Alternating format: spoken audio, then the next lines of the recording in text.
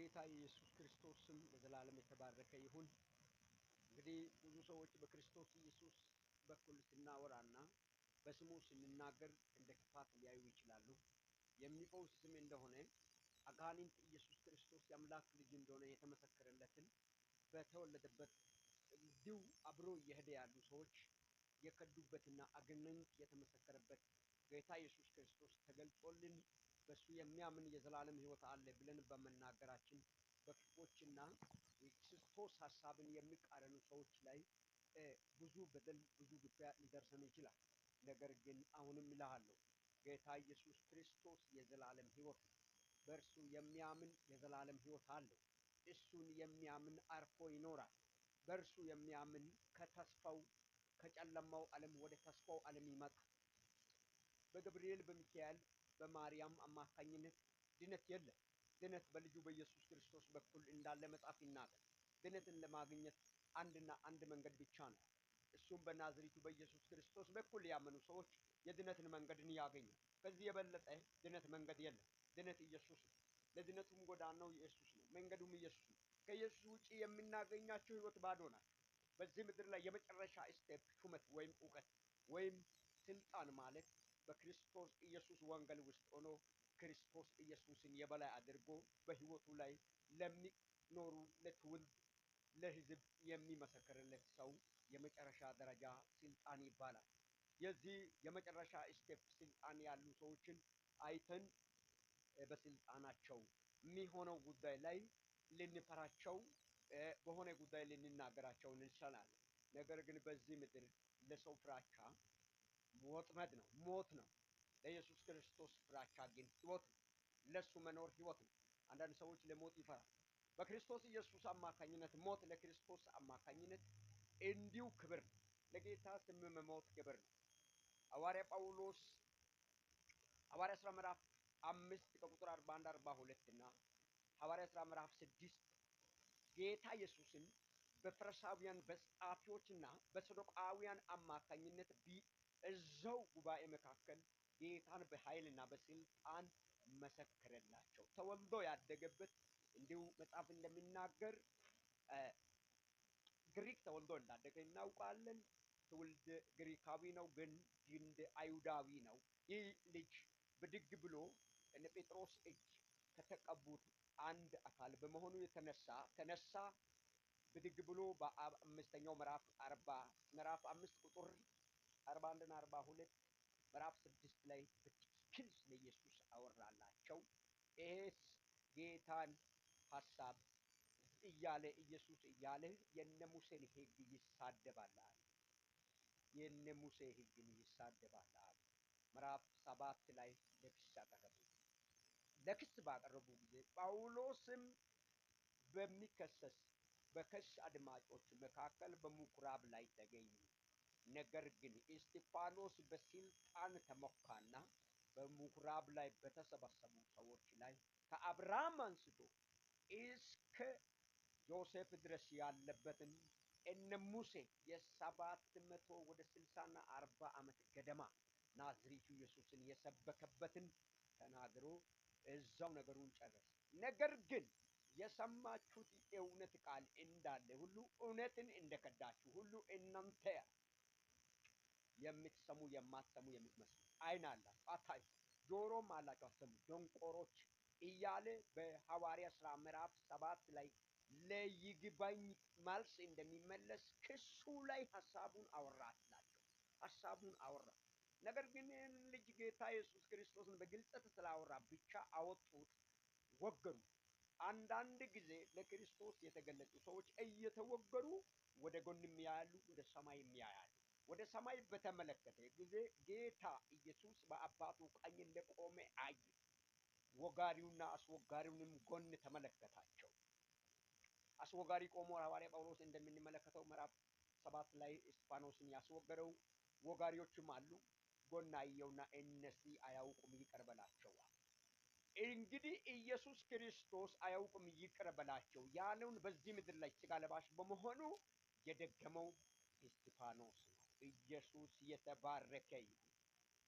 ኢየሱስን የሚዋጉ አሉ፣ ስለ ሐሳቡ የሚናገሩ የምትኖሩ ነገር ግን የእግዚአብሔር ሐሳብ እዚች ምድር ላይ የሚበልጥ ቢሆንም የጌታን ሐሳብ የምናወራበት የጌታን ጥቅም የምናወራበት የበላይነትን የምናወራበት ጊዜ ስለሆነ ጌታ ኢየሱስ ክርስቶስ አዳኝ ከሱ የሚበልጥ የለም። በዚህ ምድር በመላክ ልንመካ እንችላለን።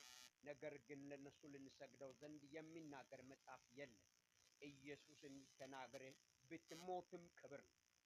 እስጢፋኖስ በኢየሱስ ሰበከ፣ በኢየሱስ ምክንያት ሞተ፣ ለሱም ክብር ነው። እሱ በሰበከውና ይቅር በል ባለው አማካኝነት በእርሱ ስብከት ጳውሎስን እግዚአብሔር ምዕራፍ 9 ላይ አገኘ፣ ለቤቱም ገቢ አደረገ። እንግዲህ ይቅር ባይነትን ጸሎት እግዚአብሔር በጳውሎስ ላይ አጠናውና ወደ መንግስቱ ሲያመጣ እንዲሁ መንፈስ ቅዱስ በእስጢፋኖስ ጸሎት አማካኝነት ጳውሎስን ጋማ አለ፣ ወደ ቤቱም አስረከበ። ከዛ በኋላ ሊያቋቁም ያልቻለ ኃይል በጳውሎስ ላይ በወደቀ ጊዜ እንዲሁ ተመሳሳይ የእስጢፋኖስ ስብከቱን ዳይሬክት ለሌላ ሰው ሊጽፉና ሊመሰከሩ በፈለጉ ጊዜ እንዲሁ እኔ በምኩራብ ላይ ሊያስወግርና ወጋሪዎች ጋር ሁኜ እያለው ይህንን ኤሪያ የሰበከው ሐዋርያው እስጢፋኖስ ነው፣ በፍጹም በሱ ስም መጻፍ አለበት ብሎ ጠላት እንግዲህ የእውነት ወንጌልን ሲመሰከር በእስጢፋኖስ ስም ተጽፏል። ወገኖች ስም ኢየሱስን እያወራችሁ በሱ ከሞታችሁ ክብር ነው። ለኢየሱስ ስም መሞት ክብር።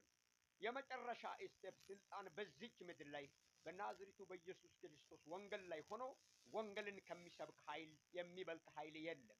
በዚህ ስም ብትወገር ብትሞት ክብር ነው። ለዚህ ስም እንድንሞት ዘንድ የእግዚአብሔር መልካም ፍቃድ ነው። ለሞት የሚጸልይ ሰው የለም። ለጌታ ሰብከ ቢሞት ለኔ ክብር። እንግዲህ ትላንት የተነሳንበት እናውቃለን። ሐዋርያው ጳውሎስ ሲናገር ልጅ ሳለው እንደ ልጅ ይሆን ነበር፣ ነገር ግን ዛሬ ጎልማሳ በሆነው ጊዜ እግዚአብሔርን ሐሳብ እናገራለሁ እያለ የጌታን ሐሳብ በግልጽ ይናገር ነበር። የጌታን ወንጌል በኃይልና በስልጣን ተገልጾለት እንዳይሰበክ የምድሪቱ የእባብ እፉኝትም አለች፣ የሰው እፉኝትም አለ። ነገር ግን ሐዋርያ ጳውሎስ እፉኝትን አራግፎ የጌታን ወንጌል ቀጥሏል። አናስገለግልም ብሎ ሲያስቸግሩም ሐዋርያ ሥራ ምዕራፍ 28 ከቁጥር መጨረሻው አካባቢ እንግዲህ ለ2 ዓመት ቤት እየተከራየ ሰዎች ወደ እሱ ይመጡ ነበርና የጌታን ወንጌል በኃይልና በስልጣን ማንም ሳይከለክላቸው እየሰበከ ነበር። እንግዲህ ዛሬ በተለያየ ኤሪያ ወንጌልን ሊሰብክና የወንጌል ጥማት ገፍቶላቸው የሚሰብኩን ሊያቆሙ የሚደራደር ኃይል አለ። አትፍሩ፣ የያዛችሁ እግዚአብሔር አያስቆማችሁ፣ የተሸከማችሁ ጌታ ያስቀጥላችኋል፣ በተዘጋ በር ላይ ይከፍታል። እንግዲህ ሐዋርያት ሥራ ምዕራፍ 12 ላይ ጴጥሮስን ልትመለከቱ ትችላላችሁ።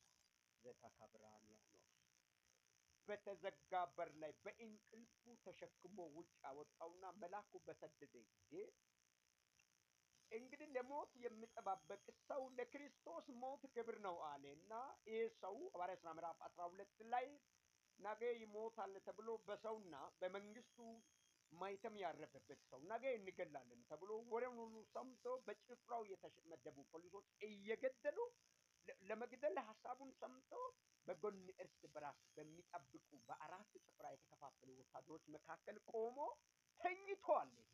ነገ ትሞታለህ ተብሎ ሰው ይሸበራል እንጂ ይተኛል። ይሄ እንዲሁ ብሎ ነው የተኛው። ሞትም ለኢየሱስ ክብር ነው ብሎ ንጹህ እንቅልፍም ተኛ። የናዝሬቱ ኢየሱስ እዛው ከቤተ ክርስቲያን ከሚጸልዩ ወደ ማርቆስ እናት ቤት ተሰብስበው የሚጸልዩ ሰዎችን ጸሎት የሚሰማ የልጁ እምነትም የሚገርም ነበር። ሞት ለጌታ ክብር አይደለም እንዴ? ብትገሉ እኔ መቼ እፈራለሁ በማለት በእንቅልፍ ተኝቷል። በአራት ጭፍራ የተከፋፈለ ወታደሮች ጎኑ ላይ ተኝቷል፣ እሱም ተኝቷል። ምክንያቱም ከሞት ለጌታ ነው፣ ለጌታ ሞት ደግሞ ክብር ነው አለ።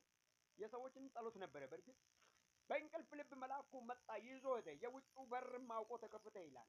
ያኔ በእስራኤል ዘመን ሰረገላ በር ነው። ሰረገላ በር እግዚአብሔርን ከመጣ በኋላ እግዚአብሔር ሐሳቡን ይዞ ከመጣ በኋላ ሰረገላ በር አይደለም፣ ግርግዳው አይደለም፣ መርፍ ዶፍ ሁሉ አውቆ ይከፈታል። በሩ አውቆ ተከፈተ። አዎ በሩ የሚያወራ አንደበት የለውም። እንግዲህ የእግዚአብሔር እጅ ሲመጣ የማይሆን ኃይል የለም። የእግዚአብሔር ስልጣን ሲመጣ የማይሰማ ኃይል የለም። የእግዚአብሔርን ስልጣን በር ሰማውና አውቆ ተከፈተ።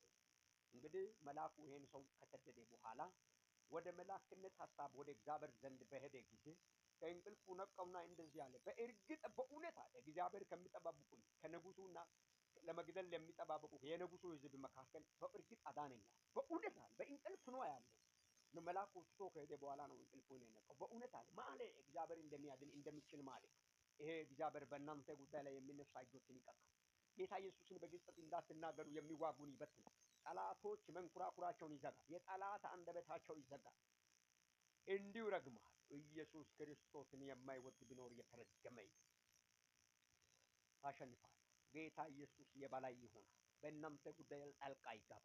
በእናንተ ሀሳብ ላይ ጣልቃ ይገባል። አትፍሩ። ጌታን እየተናገርክ ሞት ክብር፣ ለኢየሱስ ሞት ክብር። እስጢፋኖስ ሞት ለጌታ ክብር ሆነ። ጴጥሮስን ሊገሉ በወደዱ ጊዜ ሞት ለጌታ ክብር ነው አለ። እንቅልፍ ወሰደው። ከኛ ኮራ ብሎ ለምን የሚሞትለት ለኢየሱስ ስለሆነ ክብር ነው ለኔ። የሚሞትለት ለኢየሱስ ክብር ስለሆነ እሞትለታለሁ። ገዳዮች አይደለም። እሺ ገዳይ ቢመጣ አሁን ተኛለሁ ዘና ብዬ እናገ ስለሚሞት ክብር ነው። ነገር ግን እግዚአብሔር መጣ። ለጌታ ስበክ እየወጉ ላንተ ክብር ይሆናል። ለጌታ ቁም እየገፉ ላንተ ክብር ይሆናል። ለጌታ ታመን። የታመንከው ጌታ ክብርን ያሳያል። ለጌታ እጅ ስጥ። የሰጠው ጌታ ይዞ ይዞራል። ለጌታ ልብን ስጥ። የሰጠው ልብ በሰላም ይኖራል። ለጌታ ታመን። የታመንከው እግዚአብሔር በርን ይከፍታል። ይህንን እግዚአብሔር ያደርጋል። የኢየሱስ ኃይል ይሄንን ያደርጋል። የሚዋጉ እያለ ትሰፋል። የሚቃጠሉ እያለ እያቃጠል ትቀጥላል። ጌታ ይሄንን ቃል ኪዳኑ ያደርጋል። የልጁ የኢየሱስ ኃይል በአብ በወልድ በመንፈስ ቅዱስ በኩል ይሄንን ያጸናል። በክርስቶስ ኢየሱስ ስም አሜን።